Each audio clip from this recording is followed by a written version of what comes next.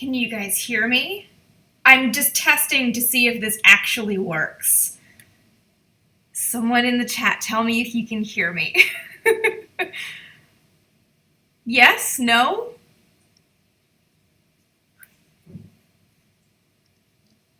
Can you guys hear me? No? Well, that's good.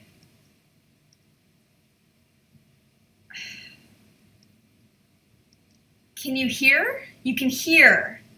Okay.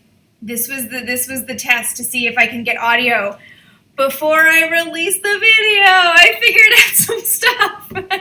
Hey guys, I had a 2-hour meeting with YouTube last week after the stream wherein we finally got OBS running, and I felt so validated that I told, and you can see Pete lounging back here. I told them like all the issues that I was having. We went through OBS, and even like when the YouTube engineer is like, oh, your settings are really messed up, no wonder it's not working. It's like, okay, I feel better. I feel like it wasn't just me completely like not being able to read.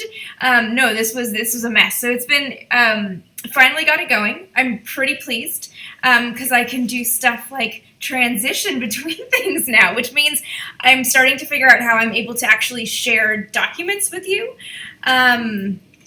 So that's fun. It also means that the stuff on the back end looks very different to me, so I am trying to figure out how to follow along with this and make sure that I'm reading all this. I'm not sure about notifications. I'm seeing some people saying you didn't get a notification. I don't know, ? I don't actually know how the notifications work for live streams. I think it's a regular... I think it's just a regular notification, like a new video on the channel, but I don't actually know. So yeah, so I still had some problems, but we're getting there. The other weird thing, so if any of you guys are watching and you want subtitles, it actually automatically does subtitles, which is pretty cool. However, that does mean that the chat is like 20 seconds delayed, so that's going to be a bit of a challenge. I'm sorry in advance look at Pete being all cute. There, ta-da, man of white hands.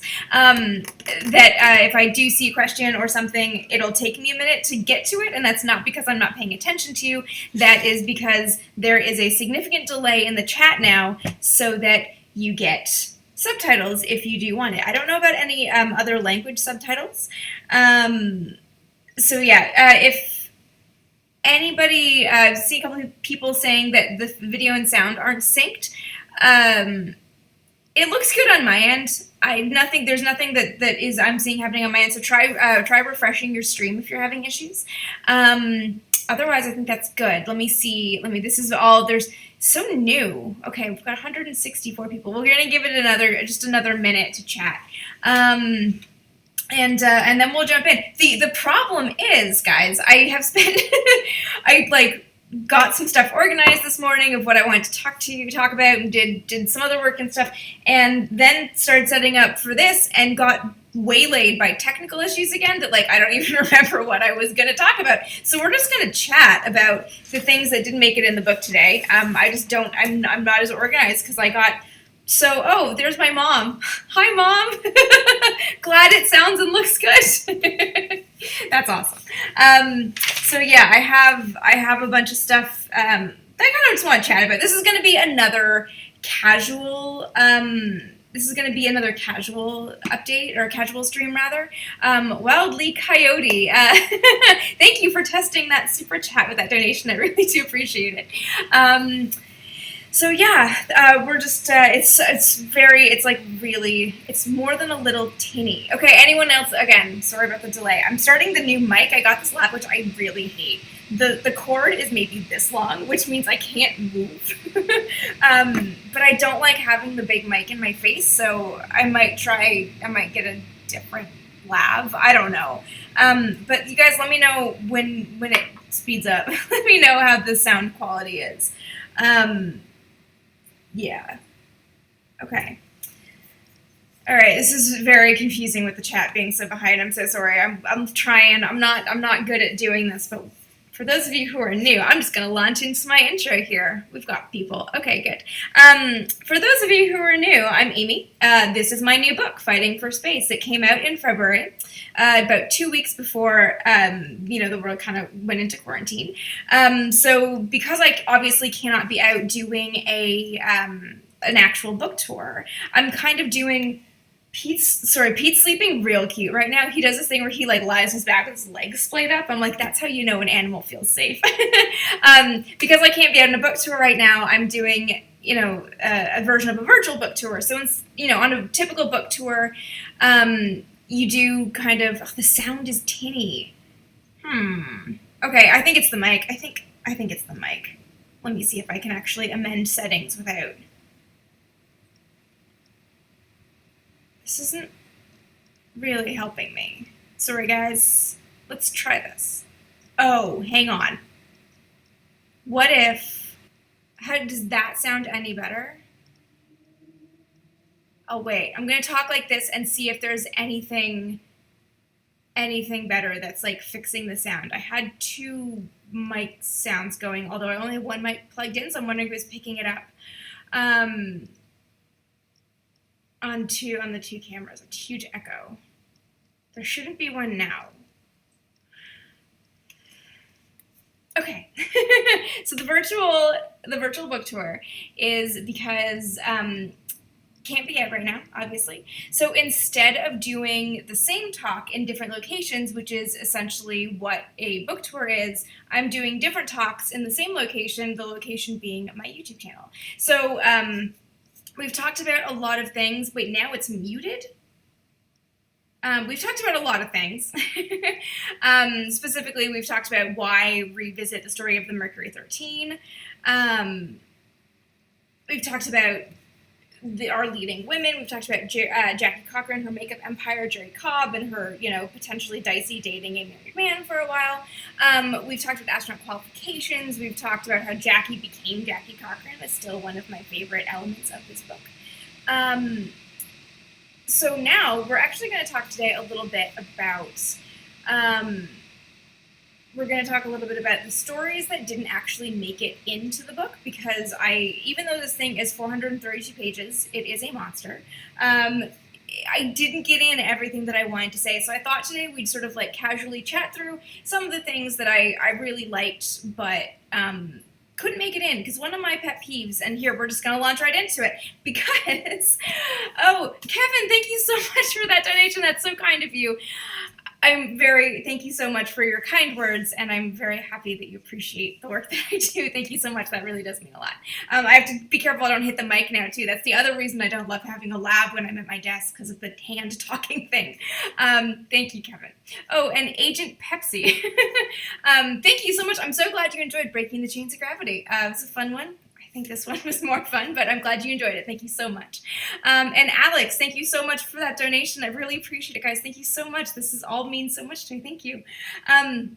So the reason why I thought it would be interesting to talk about things that didn't make it into the book is because I feel like a lot of authors kind of fall into this thing where you try to show everything possible in a book, and then it becomes less a narrative and more a showcase of here's all the things that I found in my research, look at how big my research is. And I'm like, when I'm reading a book, I just got an update from a friend of mine that my URL to the live stream isn't working, so that's fun. Sorry guys, tech issues abound today. We're gonna have to leave it though, because I can't do it while I'm streaming.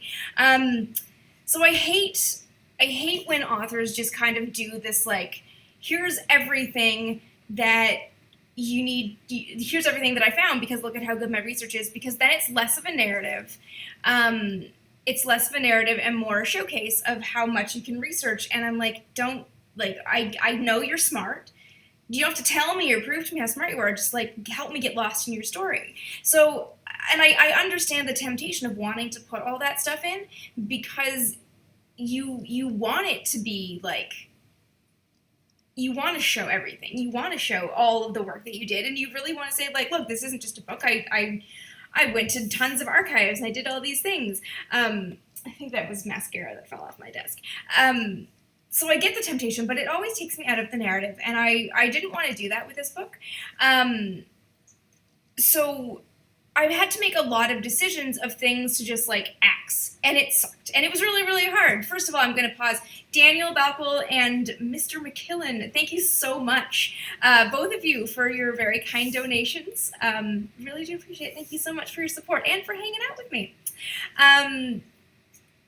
So I'm going to kind of just go through the book and talk about some things that were really neat and explain to you a little bit about like why I had to make the decision to not keep everything in. So we're going to start from the beginning. I feel like I should do the quick recap of the story just in case there are people in here who are watching who haven't read the book, don't have it yet, or aren't finished it. The book is effectively a dual biography of Jackie Cochran and Jerry Cobb, two women who are a generation apart.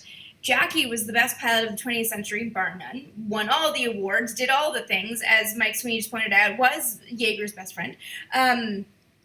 She was the first woman to fly through the sound barrier, started the WASPs in the Second World War, ran for Congress and didn't make it.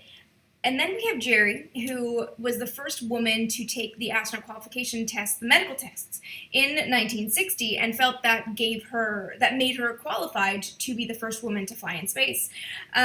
She wasn't. We talked about that last week. She was not qualified in any way, and because Jackie was very good friends with the doctor who actually ran the testing, the two of them were kind of wresting control for a women in space program that didn't exist. They both wanted it to exist in very different forms. They could never agree on it. It all went into this congressional hearing in 1962 and ended with no woman in space from the American side of things until the 80s. So it's really looking at how these two women, how their stories intersect into this issue, and really, like, it's Jackie's world and we're all players in it because she knew everybody, like saved LBJ's life levels of knew everybody. So starting with Jackie, we talked a lot. All the links should be in the description, I think. So starting with Jackie is kind of like my favorite takeaway of this book, just like how insane her story is right from the beginning. So she wasn't born Jackie Cochran and like learned to fly. She was born Bessie Pittman and kind of created who she wanted to be, down to the name. Obviously, Jackie is not exactly a short form of Bessie. So she was a beautician and a nurse for a time. She had a child when she was 14. She was married. She was divorced, and kind of reinvented herself when she was 23 when she moved to New York in 1929. And digging through her backstory, I can't get up to show you guys stuff because this mic is attached to my body now. Darn it. But the interesting thing about going through Jackie's backstory, I talked about this in a previous live stream, was trying to piece together a woman who hid her background, because she never acknowledged her real name in her memoirs. It came out after her death, so it's been known, the name Bessie Pittman has been known as Jackie's birth name since the 80s. But figuring out like what actually happened in her early life is really difficult because there aren't intense records from the 1910s, 1920s necessarily, especially when we're talking small town in the Florida Panhandle, small town in Atlanta, small town or in Georgia, small town in Alabama. That's the A I was going for. So trying to figure stuff out, a lot of the like great details I found came from this book that is not on my desk that her niece wrote. In the year 2000, and it's just this little self-published volume. I stumbled on it on eBay, and it sort of like helped me connect the dots in a lot of things. And there are all kinds of great little stories that I tried to kind of work those in to give young Jackie some depth and give her some more motivation that just never really worked. And one of them was she had an early romance potentially with a gentleman named Ted Marshall, who was I'm always pronouncing this word wrong, an ensign, a Navy ensign. When she was working in a beauty parlor in Pensacola, he was learning to fly with the Navy. They were both quite young. They did have some kind of romance. It's unclear how far that romance progressed, if at all. It might have just been a flirtation. It might have just been casual. I think she was married at the time. The dates line up that she might have been married or separated at the time. But it was actually this friendship with Ted Marshall, because he was learning to fly. He talked to her a lot about aviation. So her interest in flying is often attributed, and she attributes it in her own memoir, to Floyd. Floyd Odlum, who became her husband, this incredibly brilliant, wealthy, well-connected man, Floyd Bostwick Odlum, whom she met in 1932 at a dinner party, that he kind of casually mentioned she should fly to sell cosmetics on the road. And that launched her flying career, quite literally. But she does talk a little bit about this friendship with Ted Marshall, and how it was him talking about flying that kind of made her want to get out on the road in the first place. He was talking about that freedom that came with flight, and that it kind of, she really loved learning about it from him, and that he became someone who their friendship progressed well into her courtship with Floyd until his death in about 1934 or 1935. He and his friends did a lot of teaching Jackie, but her influence from Ted Marshall, this gentleman, came before she moved to New York, back when she was Bessie Pittman. So it's kind of this interesting, you don't have a lot of characters in Jackie's life that followed her from Florida into, from the Bessie portion of her life to the Jackie portion of her life, we'll say. But there's this one really interesting character who was involved in aviation, and he is in the book a little bit as kind of a former, a friend from the old days, I think is how I introduced him. And I didn't bring up the fact that they had a romance, because it added this weird, so are they back dating? Is she cheating with Floyd? What's going on with that? And it was completely platonic by that point. But it was just sort of it was this little element of her personality that I could never get in without having to explain this whole whack of stuff. And I'm like, this is not relevant to the story. And that's kind of what these little these little kind of asides that get taken out, often take those out because they're not adding anything to the story. They're not really contributing anything beyond me showing you that I research things. And you can tell from the bibliography that I research things. So that was one element. I really liked this story of this gentleman who was influential in her life in a way that Floyd was as well, being important on both sides of the Bessie-Jackie coin, but couldn't really get him in the whole way. I'm going to pause for a second. Quan Lo, thank you so much for that donation. That's very generous, and I do very much appreciate your support. Thank you so much. So yeah, there's a lot of stuff from the Jackie's early life as Bessie that didn't make it in, because it was so hard to actually figure out how it lined up, because when she recalls it, she says, I was maybe 6 or 8. And then her niece recalls it and says, Aunt Jackie was there and I must have been about 4. And I've been able to piece together the family a little bit with birthdays and death dates of those who passed, to kind of figure out roughly what year that would be. But when you're dealing with Jackie's memories from 50 years earlier, coupled with her niece who was 5 at the time, it's extremely hard to actually line those up by dates too. So that was another reason that some of the family stuff was really hard to work in. And actually there's actually a lot of Jackie's family stuff that didn't make it in because it got really complicated to kind of weave it into the story without feeling like it was a huge sidebar. And I hate doing that. I didn't want to create all these diversions and be like, we're talking about this and also this for a while. I didn't want to do that to the reader. So the other one that was interesting, we talked a little bit about this in the How Bessie Became Jackie episode. Link is in the description if you do want to listen to the whole rant. But Jackie recalls in her memoirs hating her family and never wanting a connection with her family. She describes them as her foster family. She doesn't even want to take ownership of being a Pittman. So it was really interesting reading her niece's memoir that when Jackie was building her house in Indio, she hired one of her brothers and moved the whole family out to help with the construction. And I think I did get that in, that they were there, but it was so hard to figure out, again, because records are not necessarily complete from the 30s, especially something like train tickets for family members to come stay in California for a week or a month. When things, in an era when things aren't digitized, it's a lot harder. So Jackie was actually really involved with her family.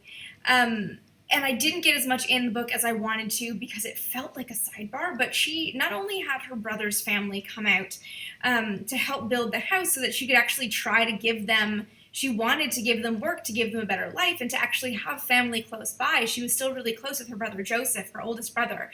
She actually went home a decent amount to visit her family in the small town of Defuniak Springs, Florida, where they were living when she left and moved to New York and became Jackie. And even though she talks a lot about hating her mother and not getting along with her mother at all, she did often bring her mother quite lavish gifts, including a mink coat at one point, which was kind of like the family's shock of largesse from their formerly poor little sister, which I thought was really interesting how much of that gets in. Another story that I really liked, I can't remember if I got this one in or not, but the doll story. There's this really interesting story Jackie tells about this doll, and I think I found a picture, and I have not figured out how to use OBS enough to unfortunately share the doll. But I just saw a comment from Daniel Balkwill. She didn't fly them all over. No, she rented a full train car for them though. So yeah, she had her relatively poor brother and his entire family in a private Pullman car across the country just to get them out to do some construction work. It's iced coffee time, by the way. So there's a really interesting story about this doll that actually is a very long story in Jackie's life. So she tells this story when she was about 7 or 8, when she was, little, living at home at the company commissary. So her father worked for a mill. All her brothers worked at the mill as well. She found this doll in the company commissary that you couldn't buy, but you could, every 25 cents spent at the store, you got a ticket. And you could put the ticket into a raffle. And she bought everything she could at that store to get tickets and put all the tickets in a raffle. And on Christmas Eve, she won the draw. And she was very excited. And immediately when she brought it home, her mother made her give it to her sister's baby, who was, baby, like infant baby, and said, a 7-year-old is too old for dolls. You have to give this to the baby. And she was so mad about it. 30 years later, when that sister and her grown daughter now had her own daughter, called and said, we're coming to New York and we'd like to stay with you. She's like, you can come, but you have to give me the doll back. And got that doll back. And it was, it was on that one hand, of course she opened her house to her niece, and her niece's daughter would be her great niece. Anyways, she opened her house to her niece and her niece's daughter on the condition that they deliver the doll back and right the wrong of 30 years earlier. She held on to these things in a really interesting way, and I think it says a lot about her. But it was really hard to, another trope that I hate in writing is years later, when, I think her name was Mabel, years later when Mabel would come visit, Jackie would demand the doll back. I hate the woulds. It's always don't just close out the anecdote because you can't fit it in later. If you can't fit it in, you can't fit it in, it's fine. So that's the doll story that I always really, really liked. So there's more to the family stuff. Jackie actually helped finance her family a lot. Once she became famous, and then when she married Floyd, who was one of the 10 richest people in the country at the time, she funded a lot of their education. She funded them coming out to visit. She just made sure that they didn't need for anything. And one thing I can't actually remember if it's in here or not, she, before, sort of towards the end of her life, so this would be in the late 60s or early 70s, she had all of their tombstones replaced and touched up. So she wanted her family to have better markers in death. The only one she didn't touch was her sons, because her niece speculates that she couldn't bear to even go back and visit, and she didn't even want to keep his memory alive more than sharing his name. So there's a lot of really, really interesting really interesting stuff with Jackie's family and how connected she really was. For a woman who denied knowing her family, she was extremely connected to her family. And I talked a little bit about this previously, but just in case you guys missed it. So people always ask, didn't someone discover her family when she was running for political office? So in 1956, Jackie made a bid for Congress in the 29th district in California, so that would be out in Indio. And she didn't make it. And of course, campaigns are nasty, and this campaign specifically got really, really heated. And actually, this is another sort of like subset of details I would have loved to include in the book. She was running against Dalip Singh Sound. Or Sand, I might be mispronouncing his name, but it got into this, it was horrible. And reading about the way they were writing about her political opponent was just, really uncomfortable, because she got, he was extremely sexist, and she was very racist. That was 1956 politics, apparently. The issue was, Sound wasn't actually born in the United States. He was born in India and had been in the country on an expired visa for 20 years, and Floyd, Floyd was a lawyer before he was in business, tried to actually find a way to export him so that he could not be eligible to run for Congress. And Jackie, meanwhile, was going off on all the tangents. 1956, it was, you're not from this country, therefore you are a communist. And they were digging around for communist ties. Okay, I wish I had a picture that showed you guys the scale of this. Jackie and Floyd, before we had things like Google alerts for names on any online newspaper, you could hire a clipping service that would scan newspapers and clip anything for you and send it to you. And Jackie and Floyd had multiple services. I think just one service, actually, for a time. I think it's called Bushels or Bushnells, clipping anything to do with her political opponent, Dalip Singh Sand. And they put it in a book. And I'm not talking a book like this. This book was so tall, I standing at a table, I couldn't reach the end of it because it's in the Eisenhower Library. It's classified as political files, box 35, but it's just this massive book. It's probably about this wide, closed. So when you open it, it's twice as wide, and it's a big square, so it's this thick. It's ridiculous, and it's just full of newspaper clippings trying to find something to discredit him, and they kept everything. And they didn't just do it during the campaign; they actually did it for the first 2 years after he was in office, as though I just want to tilt this down slightly because I feel like I'm short in frame today. It wasn't just during the campaign, it was well after, to try to find evidence of his abusing his power to get him out of office and then have Jackie win by default. It was really weird. It was she really wanted to go into politics. She was she could do everything. She was great at a lot of things, but she was not, she had no reason to be in politics, really. The issue for her campaign was always the whole, this is just a rich woman, she's just trying to show her status, and, she was friends with Eisenhower, so getting Eisenhower's endorsement was, she's just showing off. She just wants to have, better connections for her rich friends. To which she countered, rightly, that she had actually worked her way out of poverty, and she had a massive company that employed 700 Americans, and she understood things. She was definitely not right for office, but she, she would not accept it. She would not accept it, and she was, really doggedly trying to find something, and it was just, I actually met a scholar in the archives. It's so funny. The Eisenhower Library, we're doing story time. We're doing story time with Amy. I was in the archives, and when you're in the archives, you get, the archivist kind of brings out your cart with all of your boxes on it. I showed some pictures of the boxes last week, that they have these labels on it.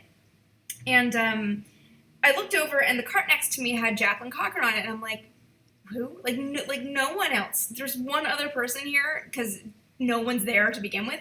What are the odds that one other person is looking at Jackie's files? Not Floyd's files, not and not even her flight stuff.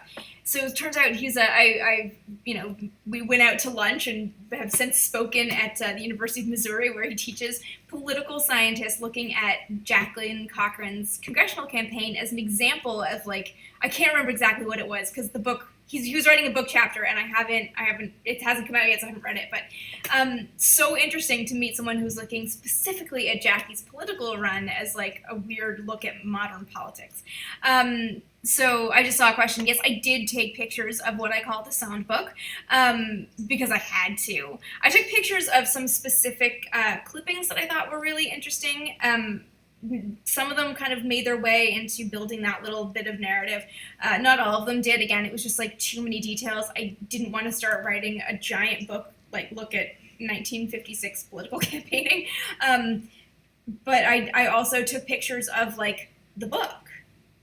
I mean, it was just like, it was so weird to have this, like, they brought it out of the card. I'm like, what is this? It's just like glued in there. It was so funny. It was like scrapbooking, comma, political espionage style. I don't know. It wasn't really espionage. I'm reading All the President's Men right now, so I'm thinking about political espionage. But that was not. That was just newspaper clippings. But it's so interesting how much and how long she was obsessed with it, and I couldn't get it in because it was just like, this doesn't matter. This is such a derailment from the story. Lucky 17, thank you so much for that donation. I appreciate your support. And yes, Storytime Adventure with Amy, I'll take it. So yeah, that was a really fun one, going into the political dirt. And on the political side of things, there's a lot of little kind of like sidebars in Jackie's life that just couldn't get in there. One of them was, so I've mentioned this at some point, Floyd, among all of his business ventures, owned RKO Pictures for a while, which RKO was one of the larger film studios. I should know some RKO titles off the top of my head. I know they distributed they also distributed for other studios. I just forgot the word studios. Words are hard. They distributed for other studios, including Disney, because the Cinderella, the 1950 classic, which I definitely own in multiple formats, actually has an RKO title card, which I noticed recently and thought, that's neat. So RKO distributed for Disney, which meant that Floyd and Jackie knew Roy and Walt Disney. And it was that friendship and their friendship with Eisenhower that meant that Eisenhower got the first ever animated Disney cartoon for his campaign. It's that, I'm going to sing it now, it's that I like Ike, you like Ike, everybody likes Ike, do, do, do. It's that one. That's a little Disney spot that Disney did for free for Eisenhower because he was friends with Floyd and Jackie. Like, those are the connections that Jackie had that were like, this is so cool. And this is so interesting historically. This is a very interesting thing. In the scope of this book, it was like, it just doesn't fit. It just like, I mention both of those things, but it just doesn't, like, it couldn't get into how that happened. So that's just like an interesting little aside, and kind of, I don't know, I thought that was super neat. I saw comments, Howard Hughes owned RKO for a time. Yeah, he bought it from Floyd. Howard Hughes was Jackie and Floyd's very good friend, and he bought RKO Pictures from them in 1948. So again, Howard Hughes is in here because he bought Jackie's 1935 Northrop Gamma that she flew in the Bendix that actually had engine problems and forced her out. So I got her friendship with Howard Hughes in there a little bit. I had to get a Hughes reference. I mean, come on, you can't not. But I couldn't get the extent of Howard Hughes' involvement with Floyd and Jackie because it was just too much stuff and was too like sidebar. I didn't want to start doing that. But I do love that, like, they owned this film distribution company. It was how Eisenhower got a Disney commercial, and then also Howard Hughes bought it. Like, so crazy. See, this is where, if I figured out how to use OBS better, I could show you the I Like Ike video. But oh well, I will post it on Twitter. I'll post it on Twitter later because it's worth showing. It's a cute little video. I've always kind of liked it and never knew the story behind it. So again, there was a ton of Jackie stuff, largely because of how many things, like, Jackie was so involved in so many things. And she kept records of everything. that I found so many pieces of Jackie that I wanted to kind of bring out for various things. And it became really hard almost to pick and choose what I wanted to be in there and what needed to stay, because it was like this weird challenge of like, how do I write this in a way that does justice to Jackie, but also doesn't derail from the story. So there's a lot of her little bits and pieces in there. The war stuff was some of the hardest to actually distill down. Um, there were some conversations that I wanted to keep in because she had a quote that I wanted to keep in. Like literally, that's some of the things that guided my decisions. She's talking about at one point Colonel Hobby. I think it was Colonel Hobby. It was either Colonel Hobby or no, it was Nancy Harkness Love, who was supposed to take over all of the female flying units during the Second World War, and it would lump them all under the Army Corps instead of the Army Air Force, which Jackie wanted to militarize them as pilots, not as soldiers. And her issue was that this woman didn't know one end of the airplane from the other. And in recalling that conversation in her memoir, again, all the dialogue in this book is from a source. If Jackie recalled the conversation and she said something, I allowed that because at some point you just have to trust a memoir to some degree. And a statement, I feel like with a statement, if she remembered saying it, it was actually how she wanted to be seen in a way. So like that allowed me to also kind of like represent her in the right way, how she wanted to be known. So she said something like, I'm not letting those girls fall under that woman's control. She's bitched up her own program. She's not going to bitch up mine. And I just thought that has to be in there because that is such firm language from someone in 1941. So it became this interesting thing of, okay, how can I make sure I get this story in and what has to go because of it? So she had actually multiple disagreements with other people who were in control of female flying units during the Second World War. And I could only get in. I didn't want to have it be this big thing of like derailing the story and I didn't want it to look like Jackie was just like fighting with other women over control issues, because we see that later with the space flight issue. And some of them weren't big issues. It was just like, my girls want this uniform. I'm not taking this. This is done. Like it was a minor issue, so I kind of had to pick and choose which of her fights. She fought a lot. She fought with a lot of people, and because it was all about the female pilots, it happened to be women that were in control. So it makes her look like she's just fighting with women, when in reality she's just fighting with the other people in control. But I had to kind of leave some of those by the wayside to get the ones in that I really wanted to get in. Trashman, want to say thank you for that donation. Very much appreciate your support. And yes, Cinderella in multiple formats. I still have, I guess it's like the 80s edition VHS in that squishy case thing. Yeah, I have all the classics in that. I just saw someone say that there's a hiss sound. I think I can't get my thing to work with the right mic right now. I don't know why I'm not getting a option to select the good mic. That's my fan. Really sorry, guys. We're gonna sort out the audio issues after the stream, so next week it's all good. So yeah, a lot of the stuff that didn't make it in was really like Jackie heavy from my perspective, because there's just so much. There was so much to say about her. So much to say about her that had so many impacts on other things, but that just didn't have an impact on this story, and that became really hard. On the Jerry side of things, there was still a lot, and a lot of the decision to not include certain things from Jerry's life was because of how hard it was to verify her early life, because she is the only record of it. And her first, we talked about this a little bit in a previous stream, I can't totally remember when, but we talked about how her first memoir was written to it was written to really try to force the public to throw its support behind her as the first American woman in space.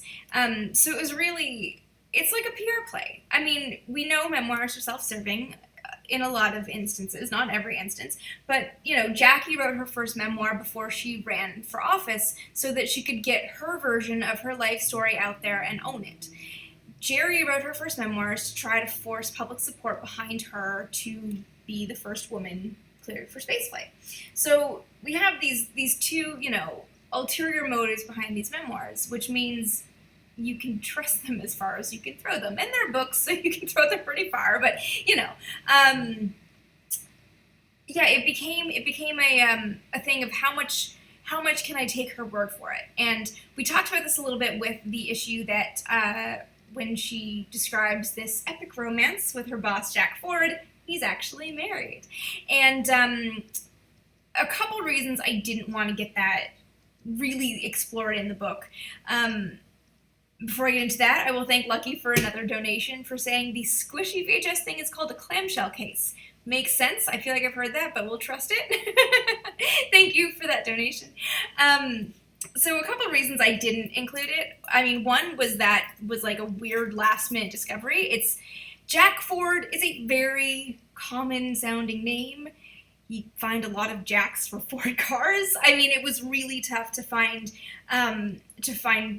like verifiable records of a man with a name like Jack Ford. So it was hard to verify that he was in fact married.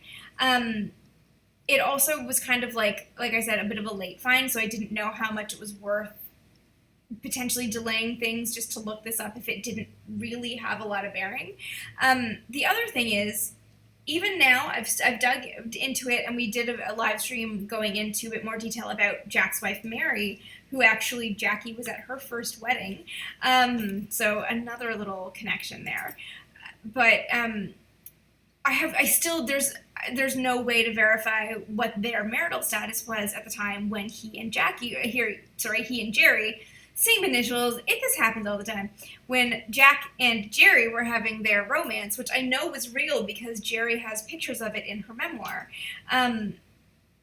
For all I know, because there's no one left who can verify it. They could have been separated. They could have had an unhappy marriage at the time. It could have been an open marriage. There's no way to verify a lot of it, and I didn't want to introduce something really big like that when I could attribute the romance story to Jerry, which I know is real because there's pictures showing them, walking hand in hand in the surf in Jamaica. So we know that's there. It was really hard to figure out how to treat that. So it was really, I just saw Jack me diminutive form of John. John Ford is also not an easy name to find because Ford is a very common last name. But I've been able to track some stuff down, but a lot of it has to do with the film that was loosely based on his and Mary's life called The Lady Takes a Flyer. And almost all the pictures I found are just publicity shots of them. So it's like, they could have reconciled for the sake of the movie. There's a lot of possibilities in there, and it's very unclear, like, exactly how it all kind of played out. So I didn't want to start getting into all those details, but it's a really interesting part of the story, and I do reference it in the author's note at the end that the most important thing for me that I wanted the reader to take away from that was Jerry's romance and her sense of loss, and she conveys that very well, and I know that's real. So I wanted you to feel her loss, because that's kind of mirrored when she, quote-unquote, loses her chance at spaceflight. Her words, not mine, because she never had a real chance at spaceflight. Coffee break. So there was also... There's also some early stuff with Jerry's life that I thought was really interesting that didn't all get in. There's a lot of it's in there. I mean, Jerry she didn't save presidents' lives. She wasn't friends with multiple presidents. She didn't win every award. So she had a smaller breadth of stuff to work with. Or I, as the author, had a smaller breadth of stuff to work with when talking about Jerry versus Jackie, who was like Jackie. So there's not too much stuff from Jerry's early life. The more interesting stuff that didn't get in the book was actually from Jerry's later life. So after the congressional hearing ended with nothing, it really ended with a whimper. It was supposed to be a 3-day hearing. It was supposed to be a 3rd day for rebuttal and for scientific testimony, and it was just unceremoniously canceled, and it was pretty bad.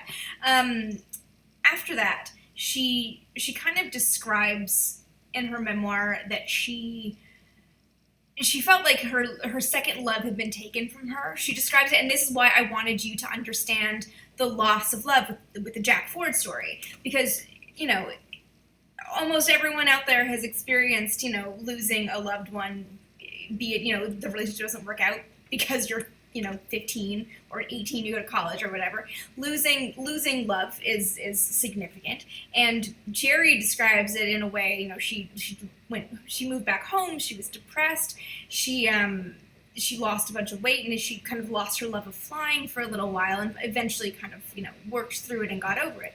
So going through that, and then she says, it was her words, she says losing her chance to fly in space was like losing the love of her life all over again. So I kind of wanted you to have that parallel, that like for her it was a real heartbreaking loss. So she describes that she kind of turned her back on the country that had abandoned her. She felt like America let her down. So she moved to South America and started working as a missionary pilot and a ferry pilot between Florida and South America. What she didn't say is that she was not exclusively living in South America, and she did not actually turn her back on the United States entirely. And this just didn't, none of this worked to tell in the narrative in the book, because the book kind of ends when she leaves. She starts working in South America around the same time Jackie sets more records in 1964, and it's a very nice parallel to end on with like the major storyline. And then I brought it all back in 72 with Jerry winning the Harmon Trophy, which Jackie disagreed with, and that kind of ties the story up. But Jerry was living between North and South America for a time, and she was still very active in a lot of flying groups. She was active with the 99s. There's another one that I can't remember the name of. She was active with the FAI, the Fédération Aéronautique Internationale. She was still going to events. So she says she turned her back on it, but she also didn't abandon it this time like she did after she broke up with Jack Ford, which is an interesting parallel, but it's also kind of, to me, says a lot about how, like, the image she put out into the public versus her real life, which I thought was really interesting, and which we get into in the epilogue of this book. But the one thing that I really liked, that I couldn't get in, and I tried so hard, was Jerry's bid to fly in space in the 90s. So this happened in 98. John Glenn flew, I can't remember the mission. I think maybe it was the STS-98 in 1999. I'd have to look it up. I'm going to look it up right now. When John Glenn flew as a mission specialist on a shuttle flight, he was a senior citizen. He was 77 at the time. We're just going to look this up real quick. Flight shuttle. I can't talk and type, or else I'll just talk what I'm typing. Yeah, 98 at STS-95. Okay, so he was a mission specialist on STS-95. At 77, he was a senior citizen in space, ostensibly for NASA to gather information on seniors, but also because it was a huge, good piece of PR to launch the first American to orbit the Earth back into space and kind of bring everything together really nicely. And then Jerry comes out of the woodwork, and she's like, one senior citizen in space? Why not two? You got a man? Why not a woman? And she really tried hard to get a flight into space. And it went all the way to Hillary Clinton, who was First Lady at the time. And it was so interesting the way Jerry kind of reframed the narrative of what happened in the 60s in the 90s, and wrote a second book at the time to, again, try to draw attention to her story and really force the issue for NASA. And the whole thing was like, right, you're wrong, NASA. You denied me a flight into space. Send me to space. There were campaigns, send Jerry to space. The book even is called Solo Pilot, and it's all about her flying life. It doesn't even talk about the space stuff. It's just excerpts from magazines and newspapers talking about how she was denied her chance. And it's this really interesting move. She self-published it, and it got far. It got almost all the way. It got to NASA, but NASA was just not interested again. It was, we don't have anything to gain from launching you. So she never got her second flight. I'm going to answer this question from Trashman before I finish because I want to tell the story. Thank you again for that donation, Trashman. Did either woman have dealings with legendary aircraft designers of the day? We'll talk about Jackie and her interaction with some of those guys in just a second. But so when Jerry was denied what she felt was her rightful second chance to fly in space, to right all these wrongs, she wanted the mission she'd been denied. She was never offered a mission, so it was never denied, but that was her narrative. She actually went to, it was in 99, it was Eileen Collins' launch as commander in 1999. And I didn't go to that launch. I've never seen a launch. But a friend of mine was at that launch and knew Jerry, and he told me the story. And I tried so hard to get this as like the closing moment of the book, but it didn't work, and we ended up ending it so much earlier. I think we just straight up, and this is bad. I gotta go like make sure I understand where I ended my own book. Yeah, so we don't really get into the detail of Jerry watching Eileen Collins' 1999 launch. I do reference it, but I don't mention it. So a friend of mine was there and was in the viewing gallery, and he told me that the launch was supposed to go. Everyone's there. It's like a big party. It's Eileen Collins' first female commander of a mission. It's like this big party celebrating strong women in aviation, women in space, and all this great stuff. There's WASPs. Some of the women from the testing, I won't call them the Mercury women because they weren't. They were there. Pilots were there. All of this stuff. And it's delayed. So people go home, and then the second time it launches, or the second time we're on launch day, it's like less of that party atmosphere. Hillary Clinton has gone home by now because she couldn't make it. She had, first lady things to do. There was this big, kind of big party atmosphere again. People are excited, smaller crowd, and it gets delayed again. So the third time, at this point, like all of the non-essential people have left. There's like, a handful of stragglers were determined to see this launch, and all the scientists. I forget what hardware was going up. I think it was like, it might have been Chandra, but there was like big flight hardware on that flight. So all the science team is there because they're finally seeing their baby take off. So he said, my friend who was there said it was actually great because you had better access to just like chill with people, and really like just talk to them more one-on-one and get all this stuff. And he said it was great. And among the people who stayed was Jerry. She really wanted to see this launch. So they're all in the viewing area, which is by the big clock across the waterway from the launch pad. And as it's starting, the launch, we're getting into the terminal launch countdown. Jerry goes up to the fence and like tries to get as close, like you're miles away, let's be clear, but she tries to get as close, even if it's like 20 feet closer than anyone else. She wants to be closer to that launch. And there's varying recollections of the story. Either she sat down on the ground or put her hands on the fence, but she wanted to like feel the vibrations of it. And I thought that was just such an interesting moment of her like wanting as much of a physical sensation of that launch,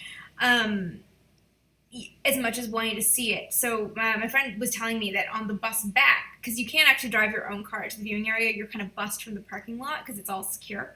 They're all kind of piling onto the buses. You kind of have that like, that was so cool, but now it's gone. And he said that Jerry was sitting on that bus alone in two seats.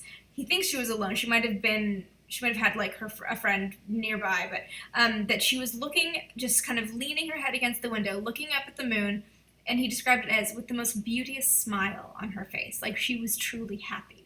And I loved that moment so much. And I didn't experience it. I didn't get to experience it, but I got it from a very reliable friend who was there and knows her or knew her because she's passed.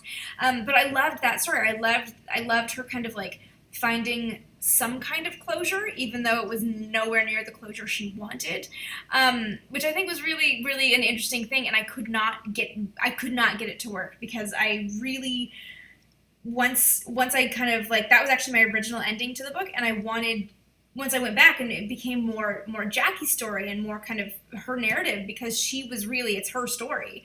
It didn't seem right to end it on Jerry having a win because she didn't need it.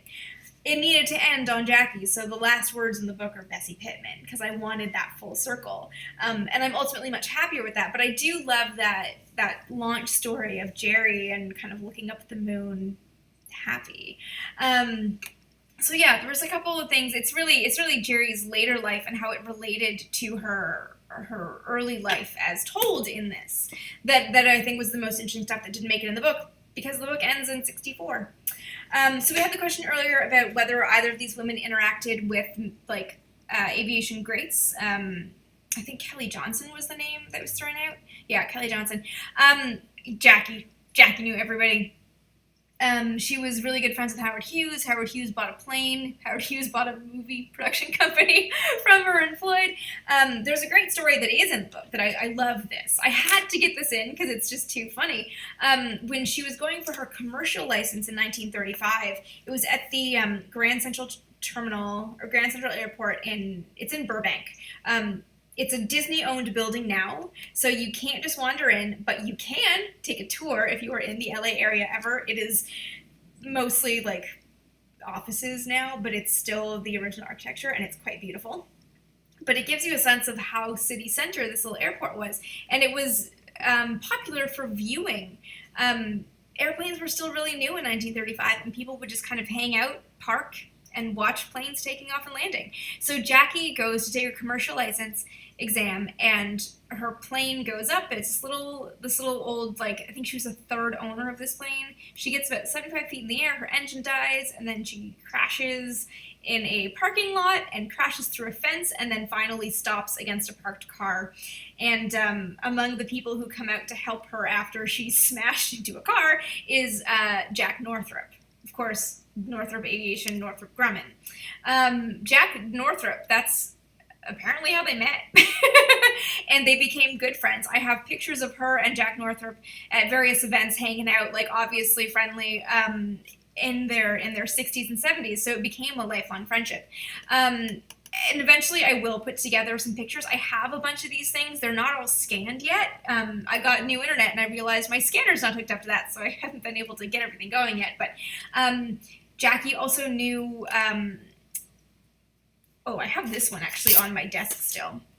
I believe this is actually, let me see.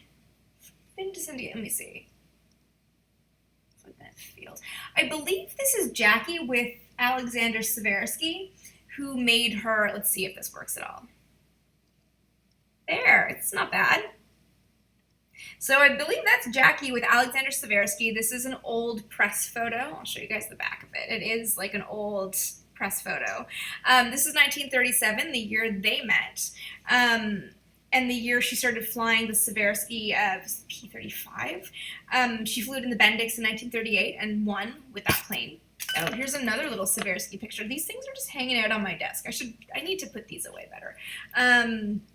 There's another picture of Jackie Seversky. So they were friends, and he made her a plane. He made her. I mean, she had the money. It's not like he just gave it to her. Like, they bought it. But she's friends with him.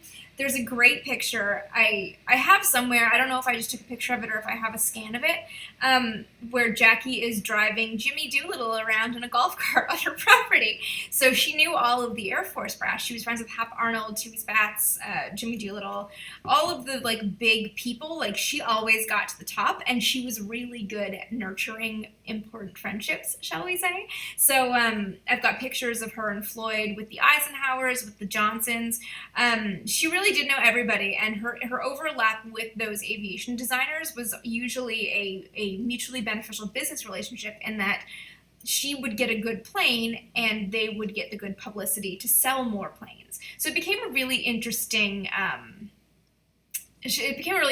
of interplay of Jackie with powerful people, which was a lot of fun to dig into.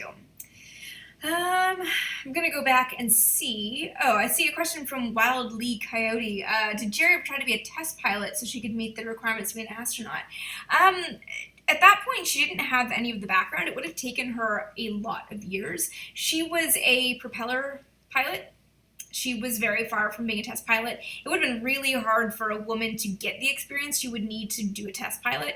Things were starting to change in the 60s for women in aviation, but she would have been qualified as a test pilot like in her late 40s probably if she had been able to start and follow that path at all by the time women were allowed to fly for the Air Force. So it was never that was never an option. Like that was the issue. There were no female test pilots in the country when NASA was picking test pilots as astronauts. Let's see. We're going through. Let's see. I'm trying to think if I can think of any other good little asides. A lot of the other thing that didn't make it in, and we talked about this previously, is the Jackie's cosmetic stuff. I think it's so fascinating. I just think it's so fascinating that this woman who was known as a pilot, known as this, massive leader in aviation, that she ran this massive cosmetics company that no one knows about. And I wish I tried to get those little subtle references in. Like I knew her displays were in certain stores, so I could mention it, but I couldn't talk about like how many she won. She won as many awards as she won for aviation. She won for cosmetics, for either displays, for her products, for whatever. She was as successful as a cosmetician as she was as a pilot, and I thought that was such an interesting dichotomy for character. And for that reason, I tried to get as many references in, but ultimately, like I didn't talk about them selling the business because it was so hard to work in. Like she's doing this, she's flying all of this thing, and she's not slowing down. Also, they sold the business. Like it became too like secondary. Do you know what I mean? So it's always, I had a lot of those little moments where it was like, this is just not, it's such an interesting detail, but it's just not a necessary detail. And that kind of became like the driving force of like making the decisions of the things that were going to stay in and the things that were going to get cut and kind of end up as like a rant on the internet. Welcome to my rant on the internet about things that didn't make it in the book. I also did Jerry have any connections with aviation designers? Her one big kind of overlap with designers was she worked for sorry guys, the fan is going so you can hear the hissing. She worked for oh my god, I just blanked so hard on the name of the company that she was she was a demonstration pilot for. Oh my god, this is bad. I just completely blanked on the name. Oh, this is dumb. She was a sales pilot for a company based in Oklahoma. This is gonna drive me crazy. For a test pilot for a company based in Oklahoma. We're gonna look it up right now because like Aero Design, that's it. Oh my god, all I could think was Beechcraft, and I'm like, I know it's not Beechcraft. So she was a sales pilot for Aero Design, and that was kind of as close as she got to the big people, aside from like having meetings with people based around the astronaut stuff. So Jerry never had the connections Jackie did. She was never in the same position to kind of leverage that. She just didn't have that status, as it were. Unfortunate for her. Like Jackie had all the benefits, and Jerry was kind of like playing catch up a little bit. Yeah. So not only was she not qualified as a test pilot, she couldn't get the rules bent the way Jackie did. Jackie was able to fly as a test pilot because Floyd sold some shares of a company for it. So yeah, there's a lot of things that Jackie had access to that Jerry just didn't. Okay. I'm looking through some more questions. I know this was was Jerry a chemist? No, Jackie wasn't a chemist either. I have a picture of her like posing in a lab coat. She was definitely not actively mixing anything for her makeup line, like at all. We're going through this. I know this one was a little bit weird. I could not get this into like any kind of succinct blog post. I just didn't even bother. I figured this week would be another like ranty little week of kind of going through some things. I'm trying to think if there's anything else that I have some notes. If there's anything else that was like a really interesting little tidbit that didn't make it in. Most of the really, really interesting stuff, like the big stuff, the letters the letters from the other women that really kind of put everything in perspective. Like, I worked all of that in because that was so important. Like, so much of the stuff I found a way to just throw it in, even if it was just like a side, like a little toss aside mention. I wanted to get it in there just to make it very clear. Just saw a comment, merit versus money. I guess that's the Jackie versus Jerry is money versus merit. Jackie had more merit as a pilot for sure. She had connections and she could do a lot with those connections, but she wouldn't have had those connections if she wasn't an incredible pilot. I guess we can talk about this a little bit. Someone mentioned Jackie was very good friends with Chuck Yeager. True. lots of pictures of them at various events, just like hanging out at the house. There's actually, when you go through the archive, the photo archive in the Eisenhower Library, some of the pictures are just, have a vague date, but like, no, they don't know who it is. And there were some that like, I know Chuck Yeager's hair pattern enough, or I'm like, that's Chuck in a pool. So there's pictures of Chuck and Floyd just hanging out in the pool at the Cochran Odlum Ranch. So there was a lot of stuff with her friendship with Chuck Yeager that didn't get in, just because, again, that was like, there's just, we don't need all of this. It's not really adding that much to the story. It's like, we know they're friends. We've established them as very close friends. We've established that, like, he took leave of the Air Force to teach her how to fly a jet. Like, their connection was significant. Their friendship as couples was extremely close. They spent a lot of time at the ranch. So there were little details like Jackie and Glennis didn't get along super well, and Glennis kind of felt like Jackie was a little bit condescending, but really she was probably jealous that Glennis was younger and thinner than her, because in her 50s, Jackie was filling out a bit more and started hiding her age significantly.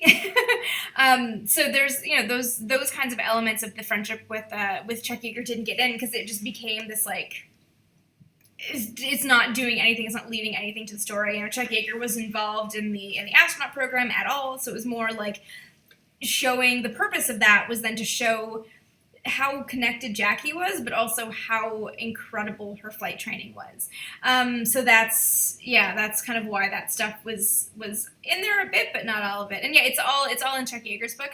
I think it was written with Leo Janis, if I'm remembering the name correctly. It's Yeager's memoir, but then there's sections called Other Voices that come up, and it's other voices, like people remembering something, people adding in something about the person or the era or the time or, what have you. And like Glennis Yeager weighs in on Jackie a lot. It's really interesting stuff. It's just like, it was just like, well, I don't need this. I don't need to just like create a false narrative of her not getting along with someone when like they got along enough for the purposes of this book. So it was that kind of stuff kind of didn't all make it in, because it was not, it just wasn't needed. So, yeah, there's a ton of Jackie stuff that didn't get in just because it wasn't her biography. As much as it almost is just a biography of her, it's not quite her biography. Okay, I think we're going to look and see if we have more questions here. This has been a little bit of a thought stream, but we can go with that.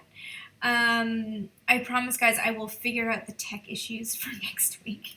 I know the sound is not anybody's dream sound right now.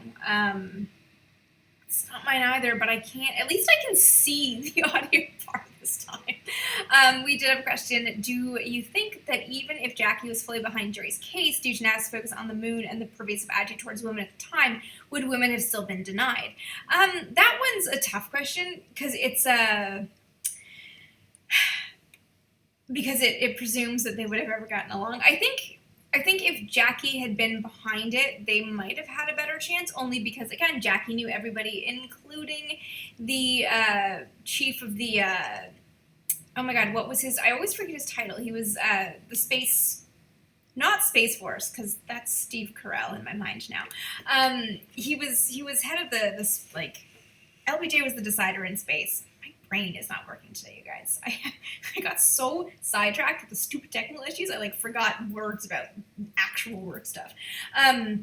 So that Jackie had such close connections with LBJ, and that LBJ was kind of the one making his recommendations to Kennedy, and LBJ was the one who said go to the moon, and Kennedy took it. So it's sort of like you see how powerful LBJ is, which is exactly why LBJ is a fairly big character in this book, because I wanted you to see how well positioned he was and how much that mattered.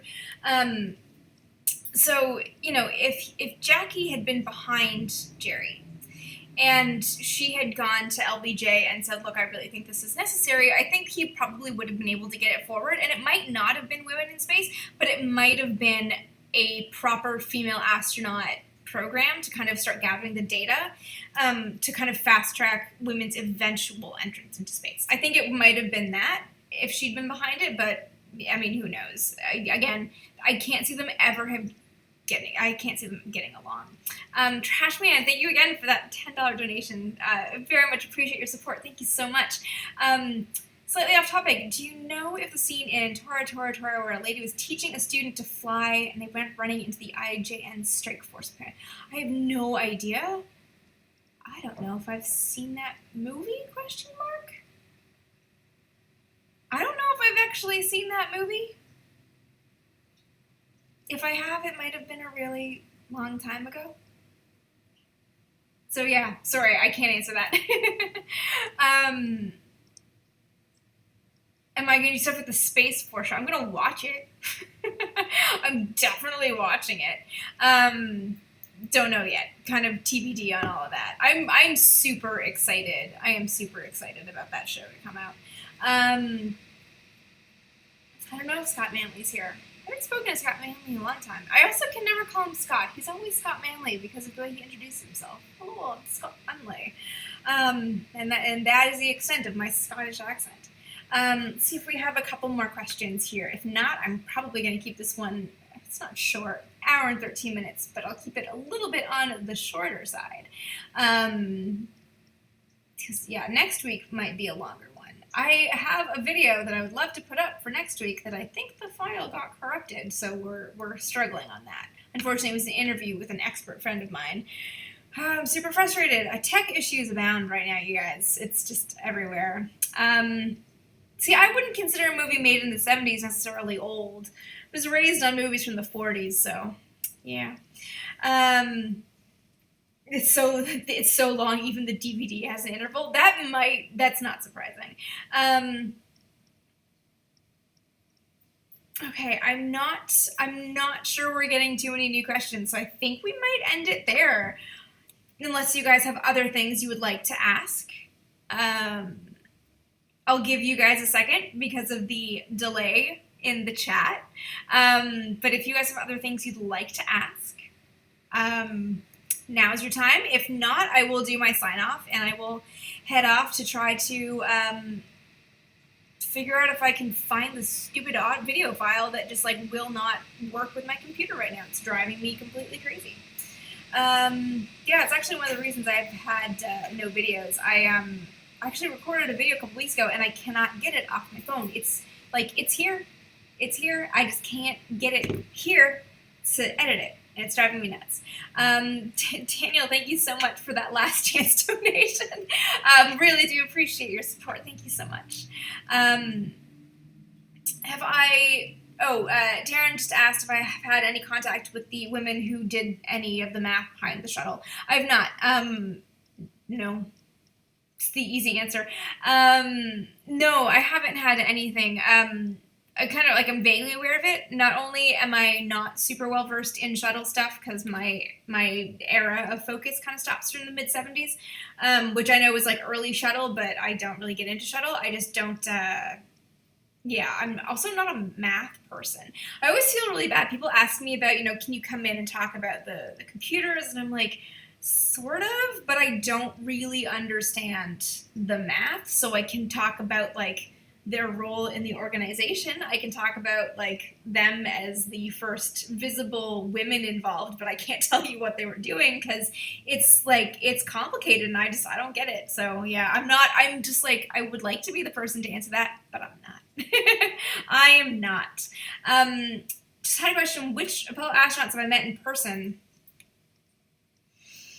Okay, we have to go through the list. I've met Walt Cunningham, Jim Lovell, Jim McDivitt, Dave Scott, Tom Stafford, Gene Cernan, Mike Collins, Buzz Aldrin, Al Bean, Dick Gordon, Fred Hayes, Ed Mitchell,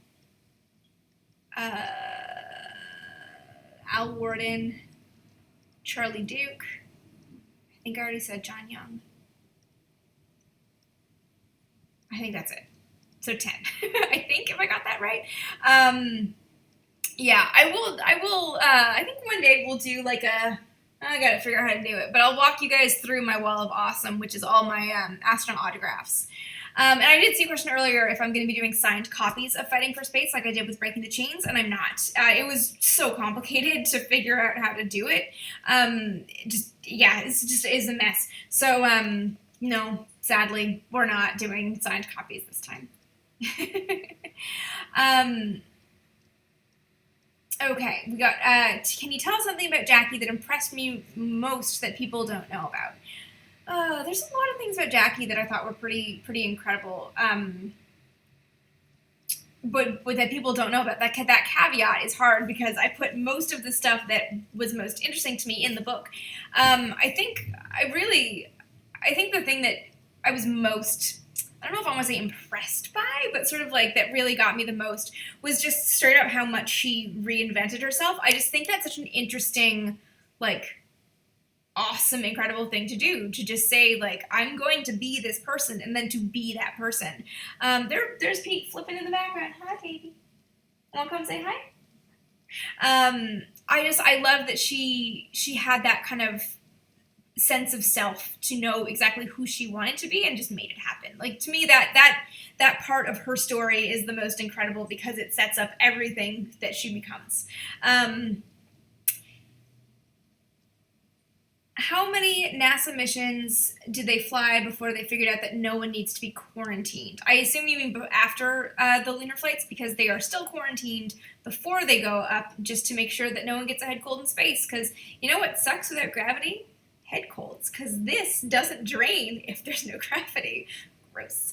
It was after Apollo 13. Apollo 14 went through a kind of truncated quarantine, but it wasn't nearly as vigorous as Apollo. It wasn't nearly as vigorous as Apollo 11 or 12's. Once they realized that no one was getting sick coming back from the moon, it was kind of fine. So it was Apollo's 11 and 12 went through a pretty intense quarantine. Apollo 14, and then they were done. Okay, let's see what else. What do I know about the electrical field discovered around the Earth? Off the top of my head, nothing. Like the Van Allen belts? I don't know what to say on that one. We're going through. Okay. Let's see. A lot of the time would I have been excited about the Apollo Soyuz mission? I love the Apollo Soyuz mission.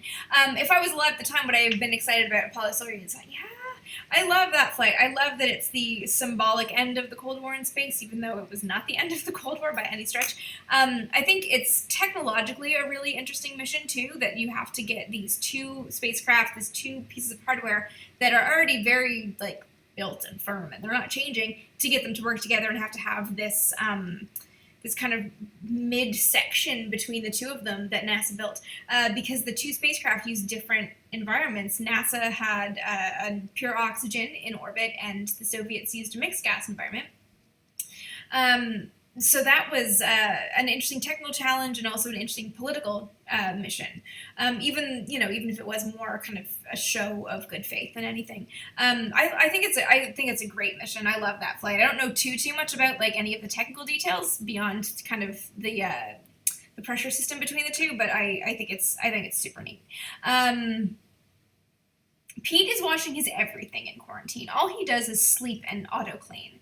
Another trash man, thank you again for that donation. Speaking of shuttle, what is the story behind the thumbnail on this don't like shuttle vids? The look on my face has to be interesting. That thumbnail, actually, so when I was in Australia in 2016, I met it was in Canberra.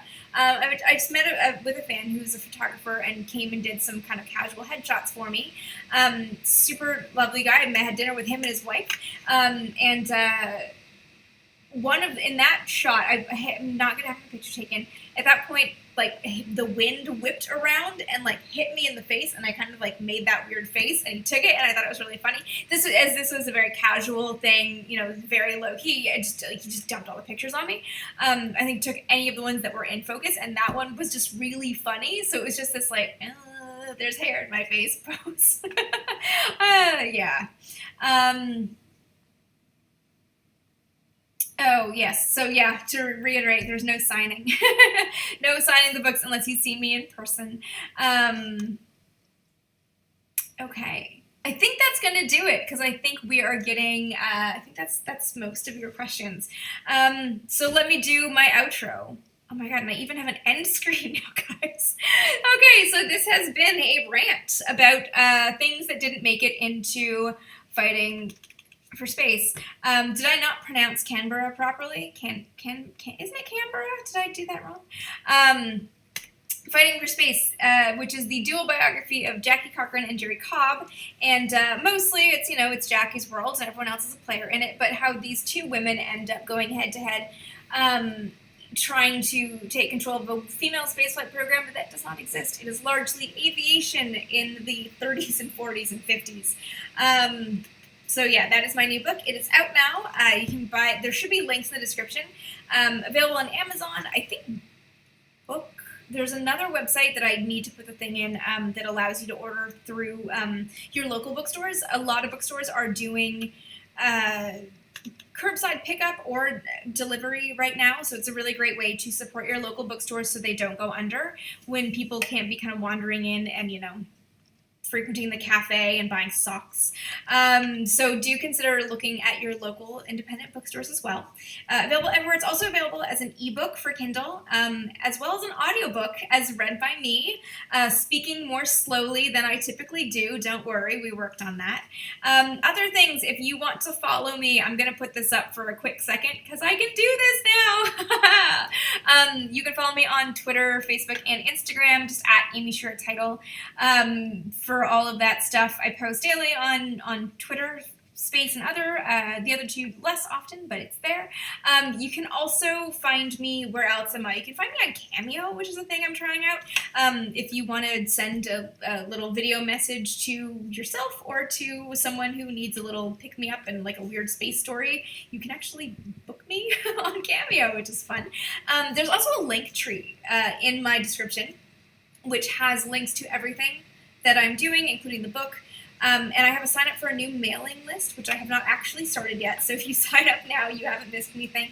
I'm going to start doing a bit of a mailing list so that if I do have big news, I have an easy way to share it. The other thing I have in the description is a link to my Patreon. I do have a Patreon. To anyone out there who is already a patron, thank you so much. Your support does mean a whole lot.